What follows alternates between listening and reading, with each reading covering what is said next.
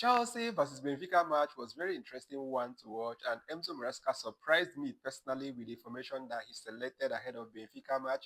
When I saw the Enzo Maresca selection ahead of Benfica, I panicked about the formation. I was asking myself question if the formation, if the team that he selected ahead of Benfica will be able to give us a victory at the end of the day. But that team really pulled a surprise. Enzo Maresca started George as our nine, and then in the back, he made a lot of changes at our central back. But in the midfield, he retained the person of Enzo Fernandez and Moises Caicedo in the midfield. So the match was very interesting one to watch, more especially in the first half. And where Chelsea struggled with the scoring of goals. But that team that Enzo Maresca selected really impressed me in the first half. And Chelsea really played well in the first half. I was expecting Chelsea to be up like 3 goals ahead of Benfica in that first half, but it never happened. Pedro Neto also tried. He played well, and then his effort and his contribution led to first own goal that had against Benfica. And then also Garnacho had an impact in that goal against Benfica. And also the person that caught my attention really well in this match against Benfica was Moises Caicedo.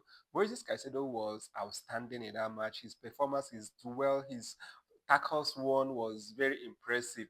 And despite that, Moises Caicedo is currently nursing an injury, but he is still performing to the best of his ability. So I must single-handedly praise Moises Caicedo on his performance once again for Chelsea. He has always been showing up day in, day out for Chelsea, and yesterday he maintained his performance against the Benfica. And then also, Pedro Neto was also there. I saw the impact that Pedro Neto brought to the game against Benfica. Even Granacho also, I have to praise Granacho on the performance he had yesterday. On our defenders, I have to praise them. Even Sanchez was up there in against Benfica because he had a lot of the goals saved yesterday, and I must praise them. I must praise the defenders.